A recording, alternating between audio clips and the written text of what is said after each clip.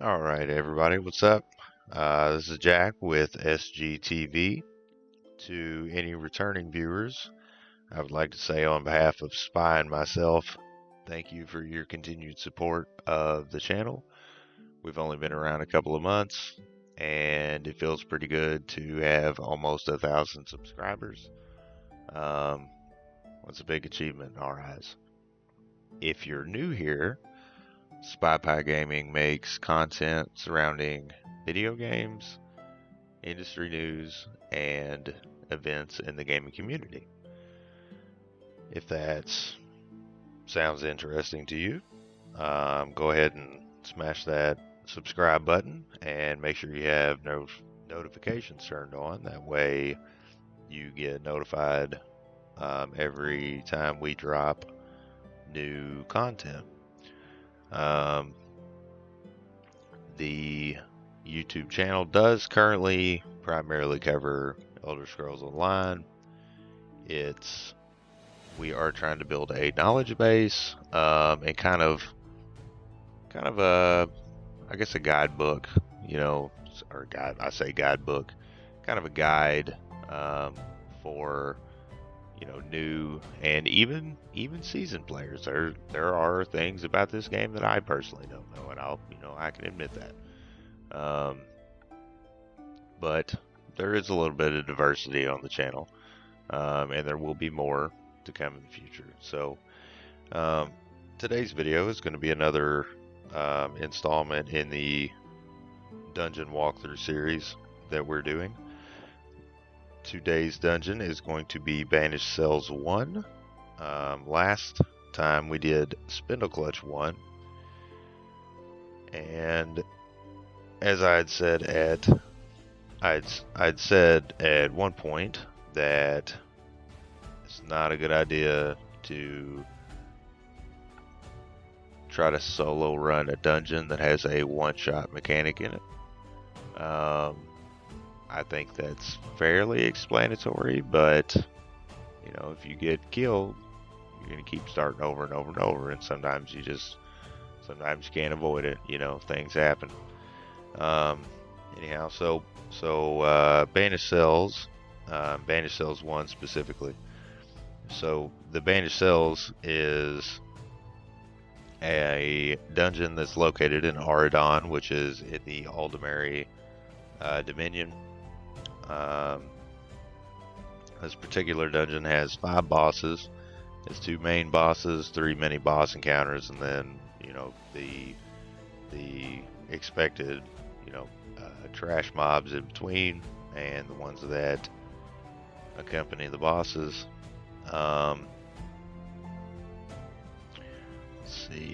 see, so the sets that drop in here are, you have your light set is the Sanctuary set, the medium set is the Jailbreaker set, and the heavy set is the Tormentor set. The monster set is Shadowrend, and you can only get the helmet from running Veteran. Now, these videos are run on normal difficulty for educational purposes. Spy and myself can run, which I know that Spy is not in this video with me, but Spy and myself can run Veteran dungeons. They are different in the aspect of you have to pay more attention to what you're doing.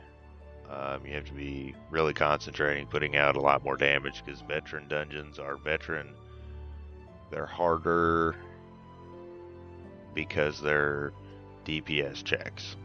So what that means essentially is you really you need to be focusing more on the gameplay. So we thought it would be a good idea to run these dungeons on normal.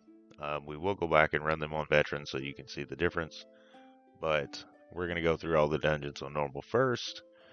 That way, for educational reasons and learning, because you don't know what you're walking into sometimes. There are dungeons that I have not been in. I've been in most of them. I have been in this one, and I want to say that I've already done the quest. So, um, the monsters we'll be encountering, or the mobs we'll be encountering in here are like Clannfears, scamps, Banikins, if I'm saying that correctly, and skeletons. Um, but so yeah, um, I do believe for the sake of getting through it, fairly quickly, I'll probably use my companion. Um, it just helps things along. It's not necessarily that I need it. I do have a sustainable heal. And this character is fairly worked out. This is my main Sork tank. So he can sustain a lot of damage. He can put out enough damage to do what he needs to do. So, anyhow, I do want to say that anytime, so there are four ways to get into a dungeon. So, if you come down here to the activity finder, which I am currently playing with the controller, so this interface looks a little bit different. But you go to the dungeon finder, you may queue in through the random dungeons, doing your random daily dungeon. You can also queue in, pick specific dungeons, go directly to the dungeon that you want to run. You can also use a way shrine. So this is where Banished Cells is in Auridon. It's up here in the northernmost, or on the northernmost island of Auridon. You could go to a way shrine and fast travel into it, and then the other option is doing what I have done here, which is walk directly up to the entrance of the dungeon. So, yeah, anyway, so we're going to go ahead and get into it. I'm going to go ahead and get my companion out. There's probably, somebody who has a problem with me saying I'm soloing a dungeon using a companion. That's kind of the point of the system, however, and I don't necessarily need it. I am doing it for quickness reasons. Alright, so if you do get into the dungeon by another means other than the activity finder, you will have to pick, if there are two versions of it, you'll have to pick which one you want to go to. So today we're going to be running Banished Cells 1, Banishing the Banished. One more thing quickly before we get into this. So, the last, we've done a couple of these videos now, and I think one of the better aspects that we've kind of worked out is we let the combat happen, and then stop for a second and go over the mechanics. That way you get to see the gameplay, how the boss fight works, and stuff like that, and then we'll talk about the mechanics of the boss fight. They're not so intense on normal, usually, as long as it's not a DLC dungeon, and primarily the more recent DLC dungeons. They get a little more difficult. March of Sacrifices, dungeons like that, they're really difficult in comparison to other like base game dungeons and earlier dungeons as far as DLC goes. So anyhow, yeah, so let's go ahead and get into it and see what's up with this. So I have, as I've said, I've already done the quest in here, so I will not have the quest to pick up. The dungeon is not too terribly awful. It is, quite easy to solo. I mean, so anyhow, keep Super Cirion, that would be where you get the quest, I do believe. Alright, let's see here. So we would be going nowhere. We're going to go ahead and take care of these guys.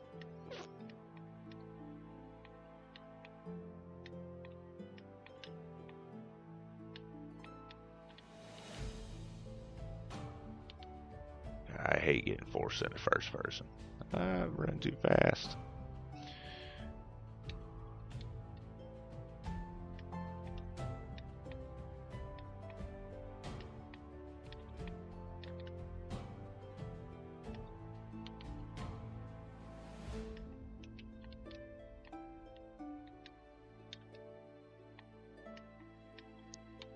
Let's see, nothing's not really too bad at all.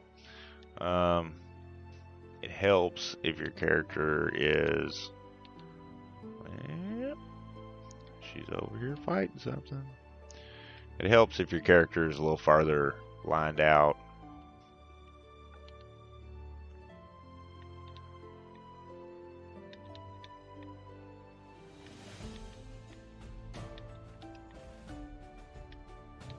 It makes the content easier to get through.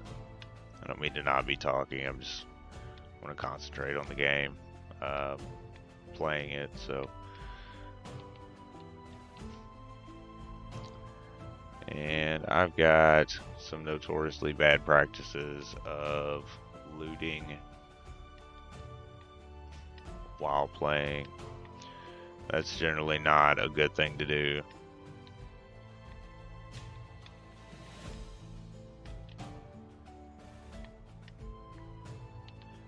Alright. Looting in the middle of a fight, more specifically.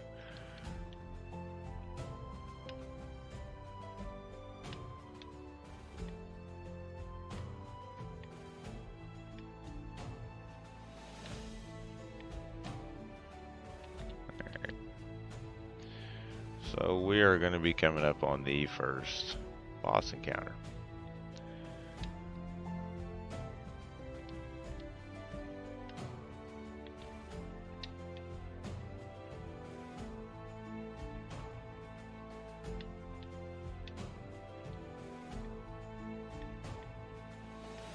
This is the Cell Haunter. It's not too bad. None of this really is. The game scales well, so yeah, anybody watching this probably is going, why is he medium attack weaving? I got a thing with like fire staffs in general, really. Yeah, I know they do more damage. I'm just not a big fan of how they work, so I'm trying one out to see how I like it.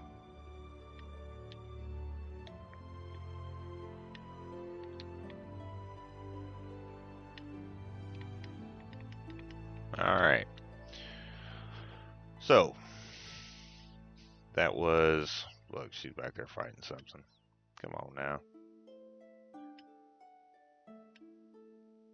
Enough of that. Alright. So, Cell Haunter. The skills or attacks that this boss has is Winter's Grasp. And is actually the reason that the tank should face the boss away from the group, because the boss will cast a tornado which can be interrupted and release it into whatever target, whatever player it's targeting's direction. If the group stays behind the boss, it only affects the tank. The tank should be able to handle that. Then you have Magic Missile, a series of attacks hitting ideally the tank, if you're in group content. Excuse me. Block it. And then you have Leech. The boss turns to a random target, steals the health of the target, causing a decent amount of damage can lead to a player death, right? So this is one you kind of got to watch out for. And it can't be interrupted. So there's that one. And I've gotten in the habit of looking for chests. Just because, really.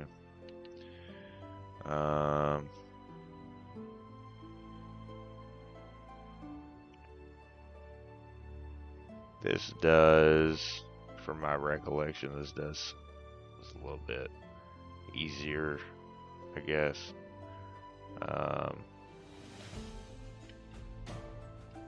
That's a whole lot of enemies.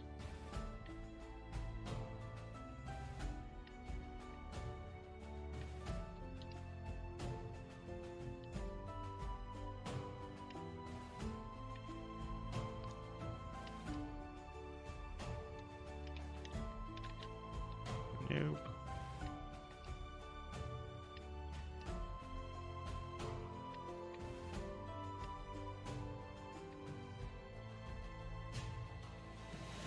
I do believe there should be a boss in this room.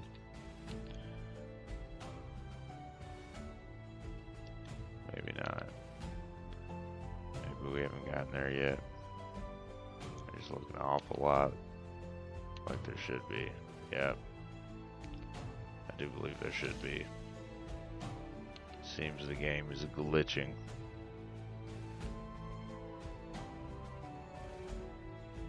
Yeah. This is where Shadowrend should be at.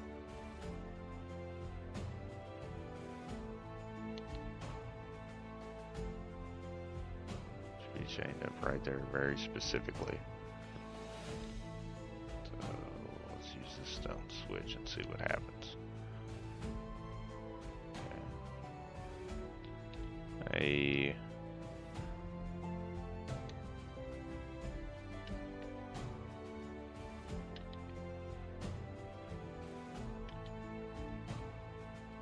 Little guys popping up.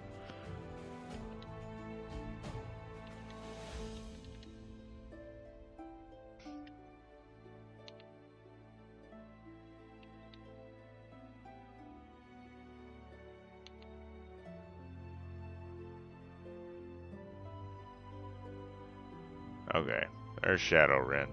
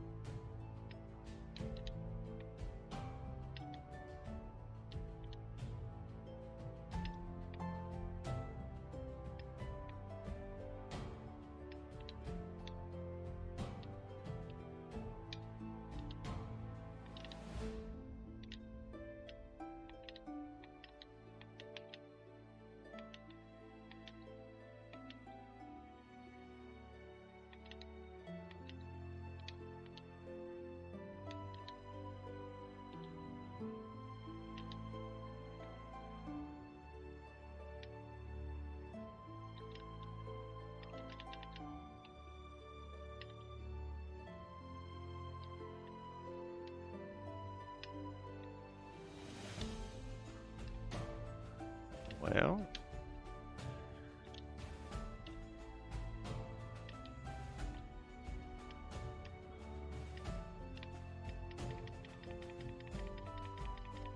just die. There we go. Alright. Okay.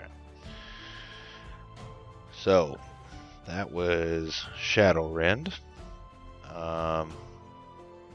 Okay, so that is actually supposed to happen that way. I'm getting the two instances of the dungeons. This particular dungeon, I think, confused.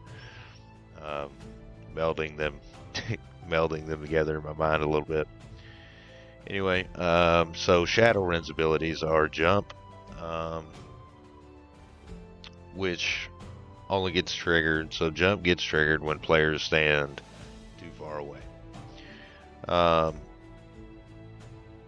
So logically, following, that knowledge, you would want the group to stand together, not too close, so they don't get knocked over by another one of his abilities, just not so far away that it triggers him to jump at you.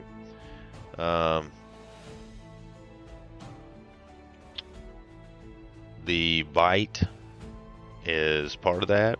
The bite that happened to me is part of that. That can be interrupted. It can cause a large amount of damage if it's not. Probably more so on veteran mode than normal mode. Swipe is the other ability. From time to time, the boss will charge up and attack. Swiping his tail around in a circle, knocking everyone back. Anyone standing in it. It does a moderate amount of damage. You can block it or just get out of the way if you see it coming. And then Shadow, which was what was happening when the boss was splitting itself. It's casting a shadow image that will attack another player. Just continue on as you were. Anytime there's panic in a boss fight that's normally what causes a player to die. So, alright, let's move on. That took a little longer than what I wanted it to. Hey, my little buddies here.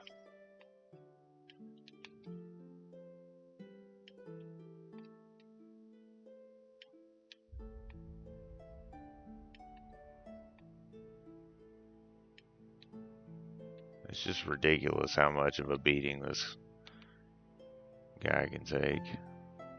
This character. Spy makes fun of me for it sometimes. I tell him he's mean. I think you guys should too. Alright, next boss.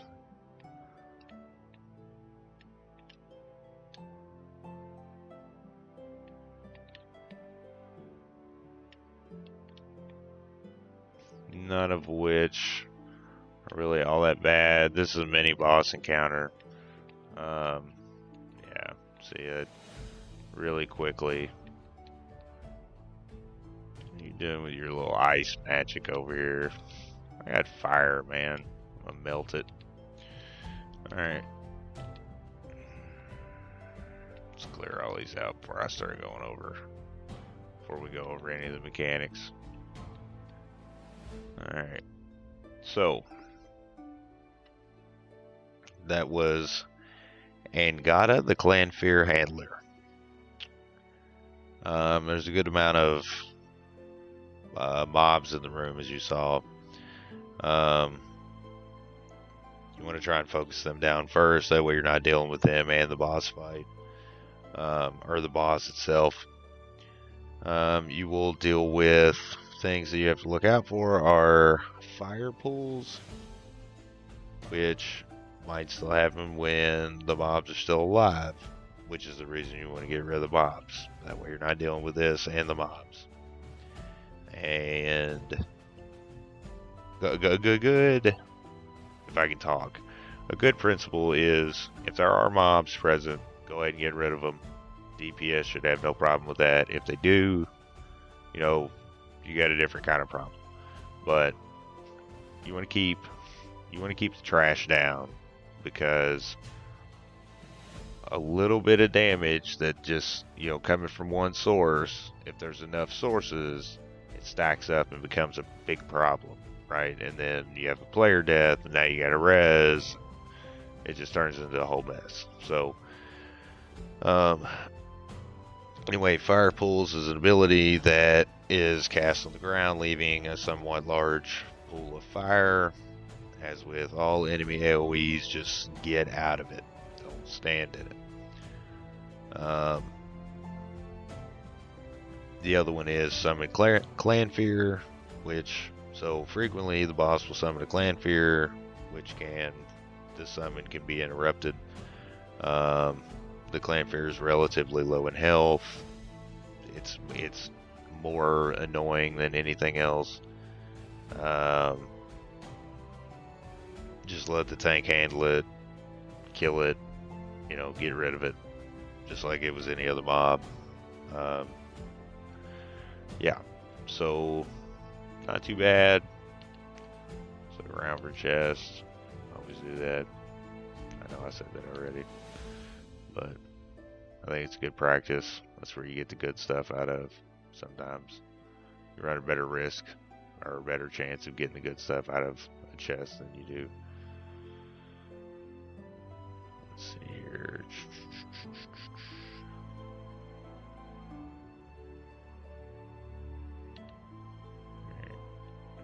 And let's go ahead and get her going.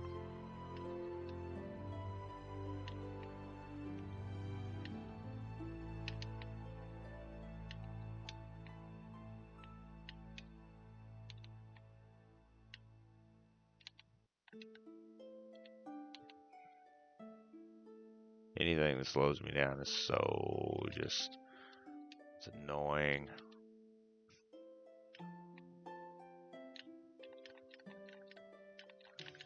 Freaking Clannfear. So, I don't know about y'all, but like some of the mechanics of some of the enemies, just they're inherent the way they work. Alchemy bottle, okay. Like spiders, Clannfears, things like that. They slow you down or they knock you over every time you encounter them. It's real freaking annoying. Yeah. Alright, so Skeletal Destroyer. I don't expect this one to be too bad. Appears there's a whole lot of fire going on. So again, get rid of the mobs. You don't be dealing with this boss, and it looks very much like he's putting runes on the ground.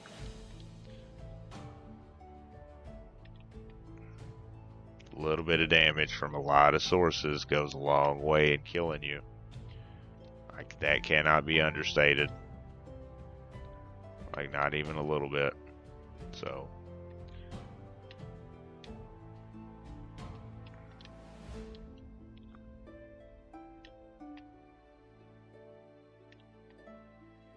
oh, he keeps summoning them. Alright, so it's going to be a good idea for your DPS to stay on top of stuff like that.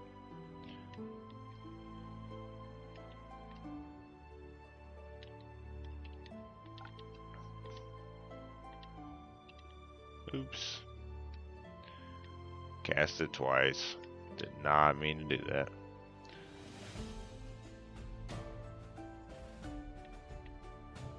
Yeah, I'm not wasting ultimate on you, buddy.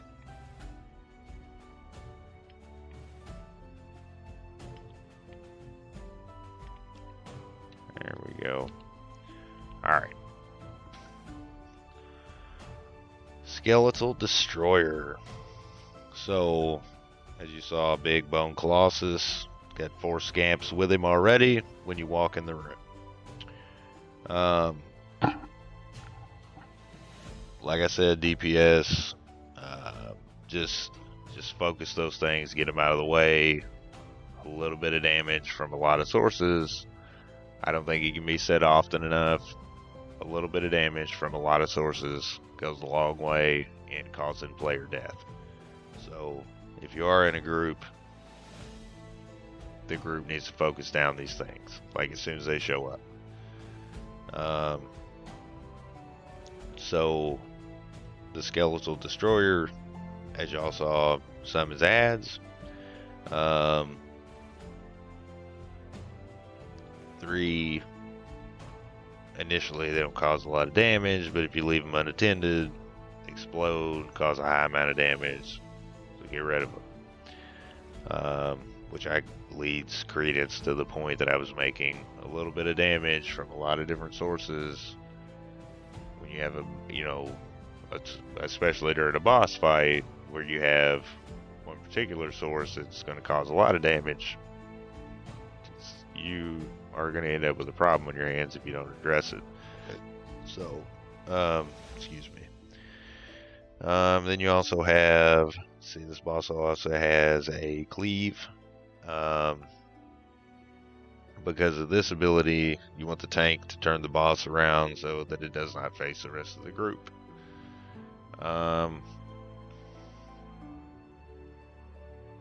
It's relatively what do they call that? A wound up cast. So you have time to get out of the way, right? It takes a little bit for the cast to happen.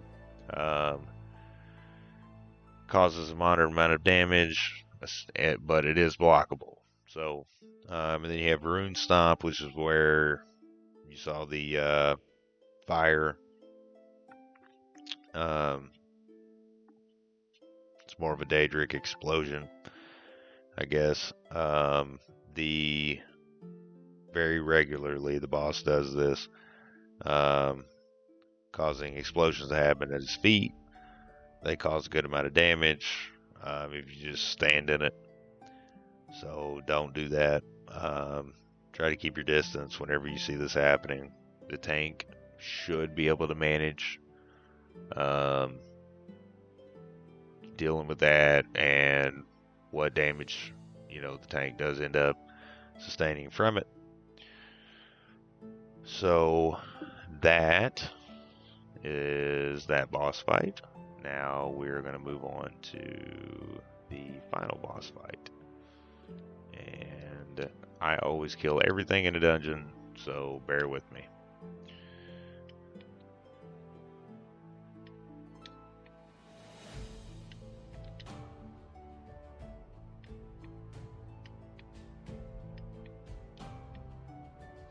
Alright. Yep. More stuff.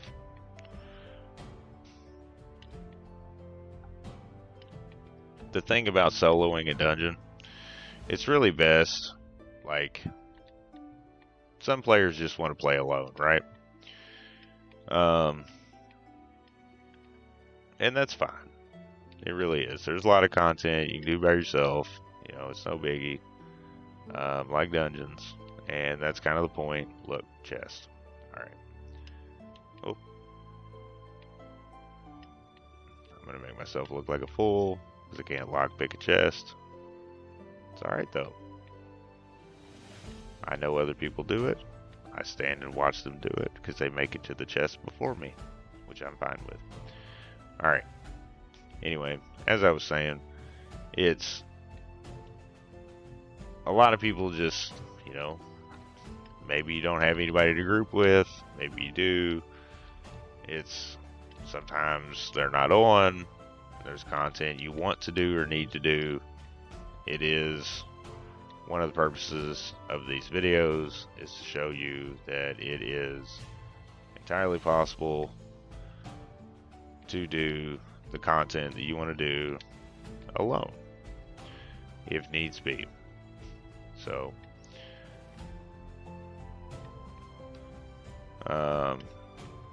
we are coming up on the last boss.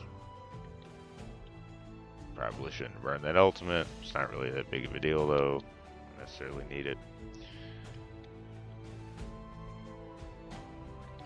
Oh, you freezing me?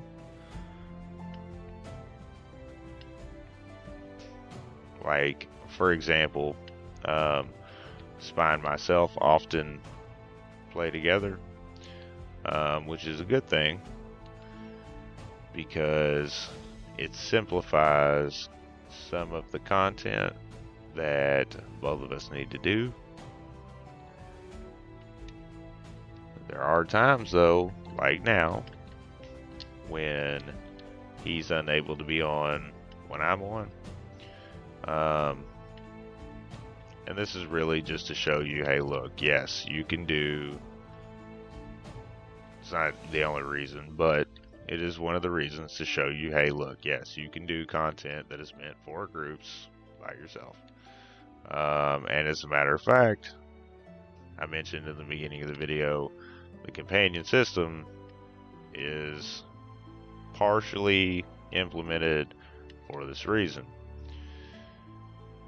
It allows you set up, you can set up a healer, you can set up an DPS, you know, whatever you want to set up your companion to do. Yeah, whatever, buddy. Talk all the crap you want.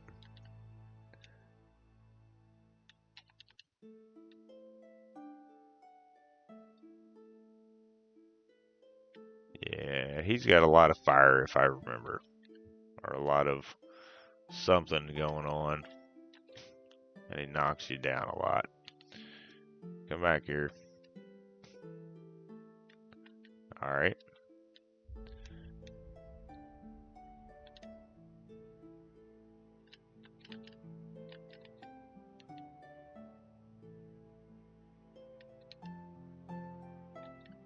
Gosh, dang.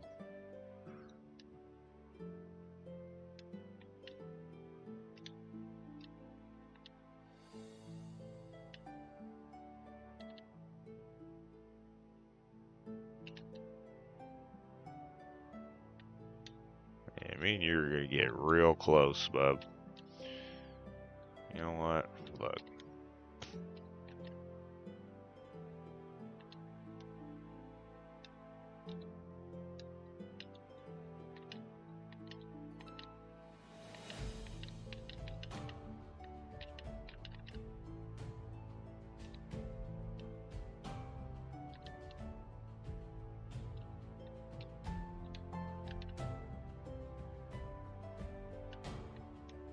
Yeah, so you can't. You can block the heavy attack, the one that knocks you over.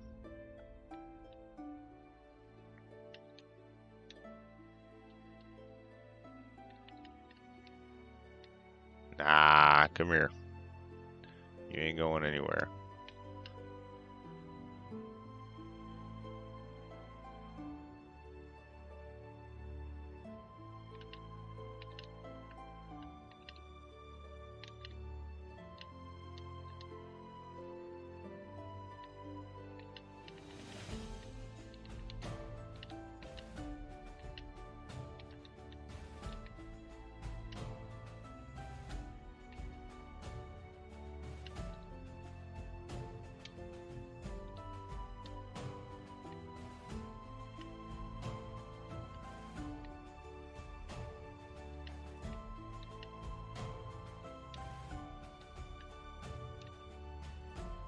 Really terrible at blocking. Just so you guys know.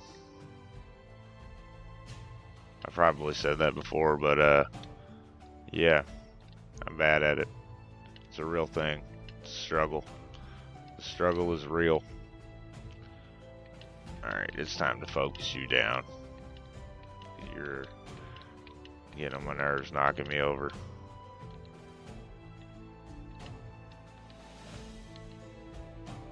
And you do it twice as I say that. Awesome.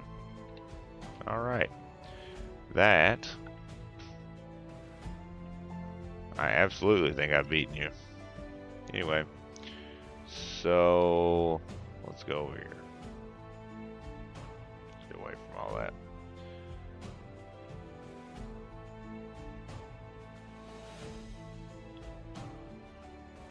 Anyway, I hope that everyone saw that wasn't too bad of a dungeon.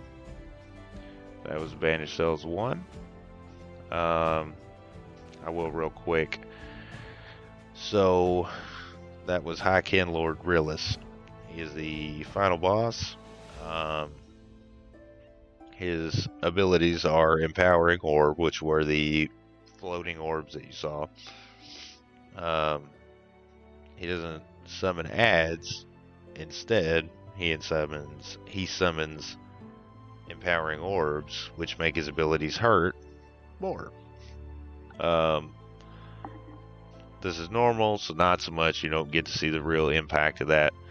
One of the reasons why the boss is tanked a bit away from the platform so the damage dealers can take care of the orb. If your damage dealers aren't strong enough, the tank has to kite the boss to the other side of the room so that the orb doesn't get to him. Kiting is essentially moving the boss. So, Daedric Fire, which was the blue flame that you saw, whenever he raises his sword up in the air, one player after another, he will spawn a fire beneath everyone. They stay for a while, and if you stand in it, you're gonna die. Assuming you can't take the damage. So, you want to keep him out in the open. That way, all of that fire and stuff that's going on is not,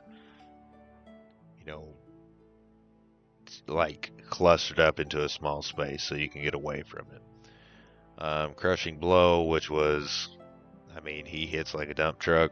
The heavy attack is blockable though. You saw that.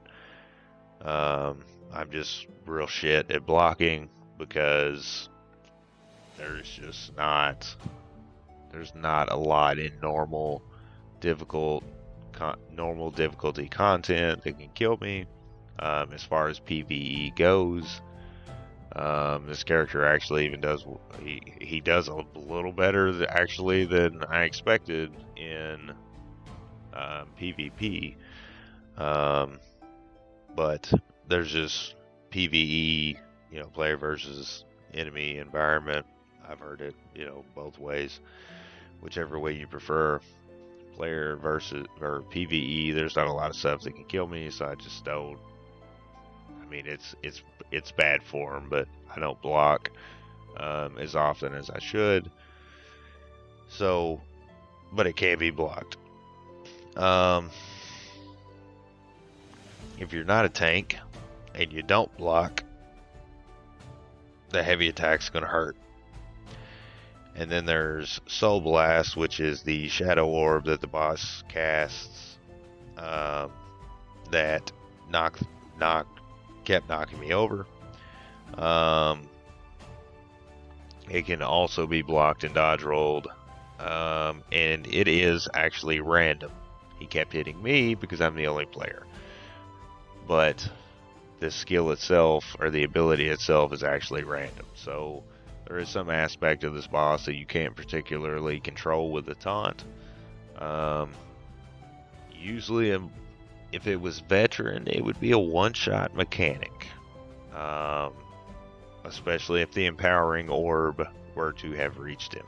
So that speaks to the reason these are run, like, for learning experiences, run on normal.